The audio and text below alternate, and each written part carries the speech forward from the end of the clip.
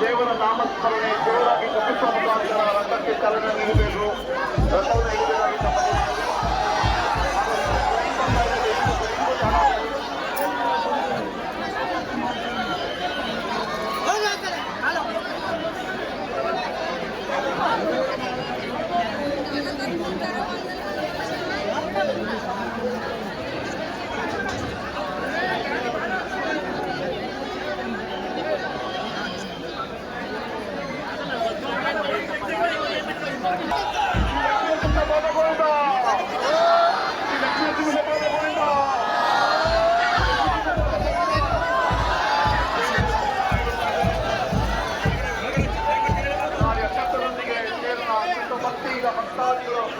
Madam ಮುಂದಕ್ಕೆ ಹೋಗಿ ನೋಡಿ.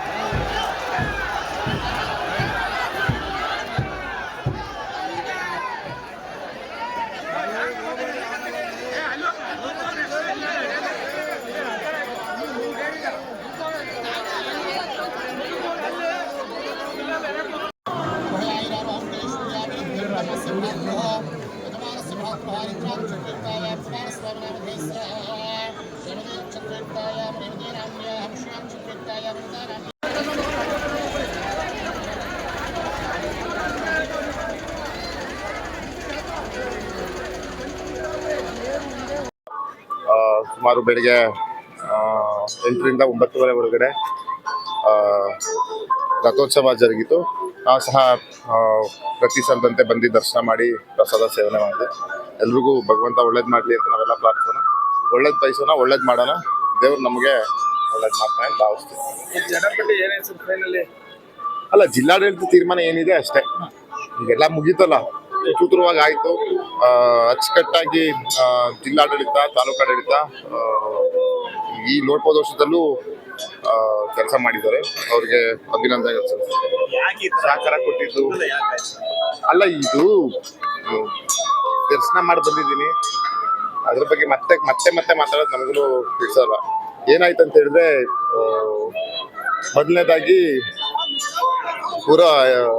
ಪೂರ್ವಭಾವಿ ಸಭೆ ನಡೀತು ಜಾತ್ರಾ ಮಹೋತ್ಸವದ್ದು. ನನಗೂ ಸಹ ಇನ್ವೈಟ್ ಇದೆ. ಅದೇ ನಾನು ಯಾವುದೋ ಕಾರ್ಯ ನಿಮಿತ್ತ ನಾನು ಅಟೆಂಡ್ ಮಾಡೋಕ್ಕಾಗಲಿಲ್ಲ. ಅವತ್ತು ನಮ್ಮ ಭಕ್ತಾದಿಗಳೆಲ್ಲ ಚರ್ಚೆ ಮಾಡೋದು, ನಮ್ಮ ಬ್ಲಾಕ್ ಅಧ್ಯಕ್ಷರೆಲ್ಲ ಹೊಸ ಬಟ್ಟೆ ಹಾಕಿ ಅವತ್ತು ಸರ್ವಾನುಮತದಿಂದ ಅಧ್ಯಕ್ಷತೆ ವಹಿಸಿದಂತಹ ಸ್ಥಳೀಯ ಶಾಸಕರು ಅದಕ್ಕೆ ಅನುಮತಿ ಕೊಟ್ಟರು. ಸರ್ವಾನುಮತ ತೀರ್ಮಾನ ಆಯಿತು. ಅದಾದ ನಂತರ ಏನಾಯಿತು, ನಮ್ಮ ತಾಯಿ ಏನು ಹೇಳಿದ್ರು, ನಾವೆಲ್ಲ ಅರ್ಸ್ಕೊಂಡಿದ್ವಿ, ನಿನ್ನ ಸಂಬಳ ಅಂತ ಏನು ಬರ್ತದೆ, ಸುಮ್ಮನೆ ಏನೇನೋ ಖರ್ಚು ಮಾಡೋದು ಬೇಡ, 2 ಲಕ್ಷ ಅದನ್ನ ತೆಗೆದುಬಿಟ್ಟು ದೇವ್ರಿಗೆ ಅಂತ ಬರ್ಸೋದು. ಅದಾದ್ನ ನಾನು ಕಳಿಸ್ಕೊಟ್ಟೆ ತಹಸೀಲ್ದಾರ್ಗೆ, ಅವರೊಂದು ರೆಸಿಪ್ಟ್ ಕೊಟ್ಟು ಅಲ್ಲಿಂದ ಶುರುವಾಗಿದ್ದು. ನೀವು ಹಣ ಕೊಟ್ಟಿದ್ದೆ ಅಲ್ಲಿಂದನೇ ಶುರುವಾಗಿದ್ದು ಬಟ್ಟೆಗೆ ಅಂತ. ಅದಾದ್ಮೇಲೆ ತಹಸೀಲ್ದಾರ್ ಬೇರೆ ಹತ್ರ ಭಕ್ತಾದಿಗಳ ಕಲೆಕ್ಟ್ ಮಾಡಿ ಬಟ್ಟೆ ತಗೊಬಂದ್ರು. ಬಟ್ಟೆ ತಂದ ನಂತರ ಇದೇ ದೇವಸ್ಥಾನದ ಆವರಣದಲ್ಲಿ ಟೈಲರ್ಸ್ ಒಂದು 3-4 ಜನ ಟೈಲರ್ಗಳು ಹೊಲಿಲಿಕ್ಕೆ ಶುರು ಮಾಡಿದ್ರು. ಹೊಲಿಲಿಕ್ಕೆ ಶುರು ಮಾಡಿದ ತಕ್ಷಣ ಅವ್ರ ಕಡೆ ಅವ್ರ ಹಿಂಬಾಲಕರು ಎಲ್ಲ ಬಂದು ಗಲಾಟೆ ಮಾಡಿ ಪಾಪ ಟೈಲರ್ನ ಹೆದರಿಸಿ ಆ ಟೈಲರಿಂಗ್ ಮಿಷಿನ್ ಆ ಬಟ್ಟೆ ಅರ್ಧಂಬರ್ಧ ಒಂದು ಬಟ್ಟೆ ಎಲ್ಲ ಕೊನೆಗೆ ತಾಲೂಕು ಆಫೀಸ್ ಡಂಪ್ ಮಾಡಿದ್ರು. ಅದಾದ್ಮೇಲೆ ಅಲ್ಲಿಗೆ ನಿಂತಿತ್ತು. ನಾನು ಮಾನ್ಯ ಜಿಲ್ಲಾಧಿಕಾರಿಗಳ ಮೇಡಮ್ ಅವ್ರಿಗೆ ಕೇಳಿದೆ ಹೀಗೆ ಆಗಿದೆ ಅಂತ. ಅವರು ಎಲ್ಲ ದೀರ್ಘ ಚರ್ಚೆ ಮಾಡಿ ಈಗ ಕಾನೂನು ಸುವ್ಯವಸ್ಥೆ ದೃಷ್ಟಿಯಿಂದ ಹೊಸ ಬಟ್ಟೆನೂ ಬೇಡ, ಹಳೆ ಬಟ್ಟೆನೂ ಬೇಡ, ಏನು ನಾವು ಅದ್ಭುತವಾಗಿ ಹೂವಿನ ಅಲಂಕಾರ ಮಾಡ್ತೀವಿ ಅಂತ ಹೇಳಿದ್ರು. ಆದ್ರೆ ಅದು ನಾನು ಬದ್ಧವಾಗಿ ಒಪ್ಕೊಂಡೆ. ಆಯ್ತು, ಈಗ ಜಿಲ್ಲಾಧಿಕಾರಿಗಳು ಹೇಳಿದ್ಮೇಲೆ ಶೀಸ್ ಅ ಡಿಸ್ಟ್ರಿಕ್ಟ್ ಮ್ಯಾಜಿಸ್ಟ್ರೇಟ್, ಹಾಗಾಗಿ ಅದಕ್ಕೆ ನಾವು ಗೌರವ ಕೊಡಬೇಕು ಆ ಸ್ಥಾನಕ್ಕೆ ಅನ್ನಿಸ್ಬಿಟ್ಟು ಒಪ್ಕೊಂಡು ನಾನು ಸುಮ್ಮನಾದೆ. ಮತ್ತೆ ನಿನ್ನೆಯಿಂದ ನೀವೆಲ್ಲ ನೋಡಿದಿರಿ, ಬೆಳಗ್ಗೆಯಿಂದ ಯಾರು ಹೈಡ್ರಾಮಾ ಕ್ರಿಯೇಟ್ ಮಾಡಿದ್ರು, ಏನಾಯ್ತು ನಿನ್ನೆ ಸಂಜೆವರೆಗೆ ಏನಾಯ್ತು, ಗೊಂದಲ ಗದ್ದಲ ಎಲ್ಲ ಏನೇನು ಮಾಡಿದ್ರು ಅದನ್ನ ನೀವು ನೋಡಿದಿರಿ. ನಾವೆಲ್ಲ ದೇವ್ರಿಗೆ ಬಿಟ್ಟಿದ್ವಿ. ಅಲ್ಲ ಇದು ಶುರು ಮಾಡಿದ್ ಯಾರಲ್ಲ, ಅಲ್ಲ ನನಗೇನೆ ಬೇಜಾರಿದೆಯಲ್ಲ. ಇದೆಲ್ಲ ನಾವು ಜನಪ್ರತಿನಿಧಿಯಾಗಿ ಇದೆಲ್ಲ ನಾನ್ ಮೊದಲನೇ ಬಾರಿ ಆಗಿದ್ದೀನಿ, ಅವರು 5 ಬಾರಿ ಶಾಸಕರಾಗಿ ಇದೆಲ್ಲ ಅವ್ರು ಮಾಡಿದ್ದು. ನಾನು ನಿನ್ನೆ ಎದುರುಗಡೆ ಸಿಕ್ಕಿ ನಾನೇ ಕೇಳಿದೆ, ಎಲ್ಲ ಒಟ್ಟಾಗಿ ಮಾಡೋಣ, ಎಲ್ಲ ಒಟ್ಟಾಗಿ ಸಾವಧಾನವಾಗಿ ದೇವ್ರ ಕೆಲಸ ಮಾಡೋಣ. ಚುನಾವಣೆ ಟೈಮಲ್ಲಿ ನಾವು ನಿಮ್ಮ ವಿರೋಧ ಇರ್ತೀವಿ, ನೀವು ನಮ್ಗೆ ವಿರೋಧ ಇರ್ತೀವಿ. ಚುನಾವಣೆ ನಾನು ಎದುರಿಗೆ ಕೇಳಿದೆ. ನಿನ್ನೆ ನಾವು ಬರೋಷ್ಟೊತ್ತಿಗೆ ಅವರು ಓಡ್ತಾ ಇದ್ರು. ಅದು ನಿಮ್ಗಿಂತ ಜನಕ್ಕೆ ಗೊತ್ತು, ಮಾಧ್ಯಮದವ್ರಿಗೆ ಗೊತ್ತು ಎಲ್ಲಿಂದ ಶುರುವಾಯ್ತು, ಯಾರಿಂದ ಶುರುವಾಯ್ತು. ಬಟ್ಟೆ ಹಾಕಿದನ್ನ ಬಿಚ್ಚಿಸಿ ಹಳೆ ಬಟ್ಟೆ ಹಾಕಿಸ್ಬಿಟ್ಟು ಮತ್ತದನ್ನ ಜಿಲ್ಲಾಡಳಿತ ಬಿಸಿದ್ಮೇಲೆ ಮತ್ತೆ ಹಾಕಿಸಿ ನೆನ್ನೆಲ್ಲ ಒಂದು ಅಶಾಂತಿ ಮೂಡ್ತು. ಎಲ್ಲೋ ಭಕ್ತರಿಗೆ ಭಾವನೆಗೆ ಬೇಜಾರಾಗಿದೆ ಅನ್ಕೊಳ್ತೀನಿ. ಅದಕ್ಕೆ ನಾನು ಕೈ ಮುಗಿದು ಕ್ಷಮೆನ ಸಹ ಕೇಳ್ತೀನಿ.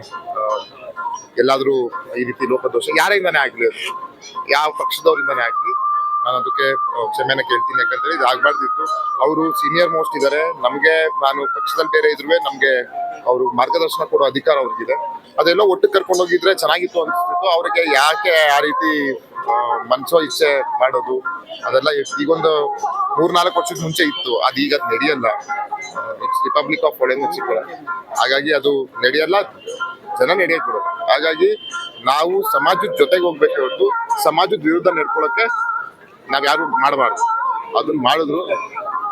ಇನ್ ಮುಂದಕ್ಕೆ ಏನೇನಾಗಿದೆ ನೋಡಿದ್ರೆ ಮುಂದಿನ ವರ್ಷ ಸಂಪೂರ್ಣವಾಗಿ ನಾನು ಆಗ್ರಹಿಸ್ತೀನಿ ಜಿಲ್ಲಾಧಿಕಾರಿಗಳಿಗೆ, ಸಂಪೂರ್ಣವಾಗಿ ಜಿಲ್ಲಾಡಳಿತನೇ ಬಂದ್ ಮಾಡ್ಲಿ.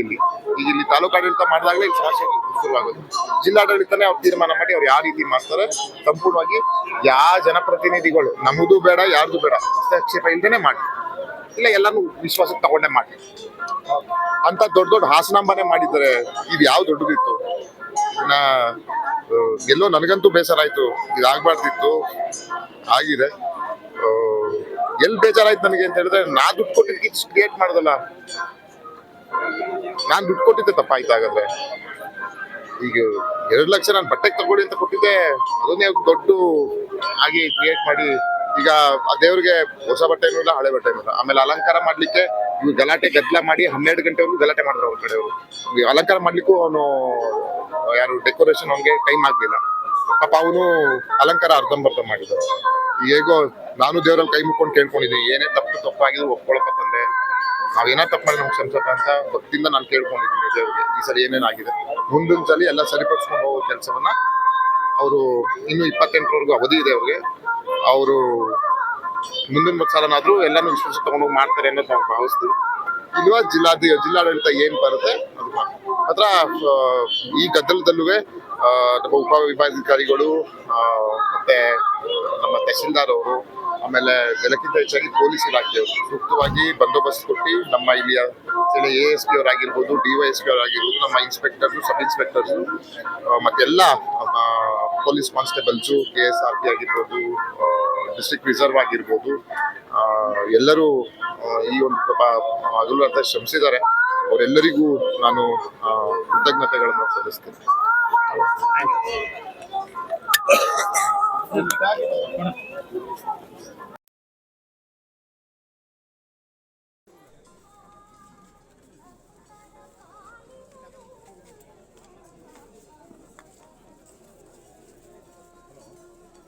ಗೊತ್ತಿಲ್ಲ ಸರ್. ನಾವು ತಾಲೂಕು ಆಡಳಿತ ನಿರ್ಣಯ ಮಾಡಿದ್ವಿ ಎಲ್ಲ ಸೇರಿ. ಆ ನಿರ್ಣಯ ವಿರುದ್ಧ ಯಾರೇನು ಮಾಡಿದ್ರು ಅದು ಭಗವಂತ ಇವತ್ತು ಪ್ರತಿ ವರ್ಷ ಬಟ್ಟೆ ಹಾಕಿದ್ದು. 800 ವರ್ಷದ ರಥನ ನಾನು ಮಾಡಿಸ್ಕೊಟ್ಟೆ, ನಾವೇನು ಕೇಳೋದು. ಇವತ್ತು ಆ ಬಟ್ಟೆ ಹಾಕಿದ್ದ ನೆನ್ನೆಯ ಬಟ್ಟೆ ಅವರೇ ಹಾಕ್ತಾರೋ ಮತ್ತು ಅವರೇ ಯಾರು ತಕ್ಷಣ ಲಕ್ಷ್ಮೀ ನರಸಿಂಹ ನೋಡ್ಕೊಂಡು ನಾನೇನು ಇಲ್ಲ, ದೇವರು ಭಗವಂತ ಎಲ್ಲರಿಗೂ ಅಂತ ಹೇಳಿ ಏನು ಹಿಂದಿಂದ ನಡ್ಕೊಂಡು ಬರ್ತಾ ಇತ್ತು ಅದು ಇವತ್ತು ಅದು ಯಾರು ಮಾಡ್ತಾರೋ ಅವ್ರಿಗೆ ದೇವರೇ ನೋಡ್ಕೊಂಡು. ಜಿಲ್ಲಾಡಳಿತ ಹೇಳಿದ್ರು DC ಮಾಡಿದ್ರು ಅಂತ ಯಾರು, ಆಮೇಲೆ ಅದನ್ನ ಯಾವ ರೀತಿ ನಾನು ಏನ್ ಮಾಡ್ಬೇಕು ಅನ್ನೋದು ಸಂಬಂಧಪಟ್ಟ DC ಮಾತಾಡಿ ನಾನು ಅವ್ರಿಗೆಲ್ಲ ಸವಿಸ್ತಾರವಾಗಿ ಏನೇನು ನಡೆದಿತ್ತು, 1 ಮೀಟಿಂಗು 2 ಮೀಟಿಂಗು ಯಾವ ಏನು ಇರಲಿಲ್ಲ, ಸರ್ವಾನುಮತದಿಂದ ತೀರ್ಮಾನ ಆಗಿದ್ದ. ತಾಲೂಕು ಆಡಳಿತ ಎಲ್ಲ ಅಧಿಕಾರಿಗಳು ನಾವೆಲ್ಲ ಸೇರಿ ತೀರ್ಮಾನ ಮಾಡಿದ್ದ, ಯಾರು ಇದಕ್ಕೆ ಇದು ಮಾಡಿದ್ರು ಅನ್ನೋದನ್ನ ಆಮೇಲೆ ನಾನು ಪ್ರಸ್ತಾಪ ಮಾಡ್ತೀನಿ. ಎಲ್ಲಿ ಯಾವ ಕೋರಮಲ್ಲಿ ಪ್ರಸ್ತಾಪ ಮಾಡಬೇಕು ಅಲ್ಲಿ ಮಾಡಿ.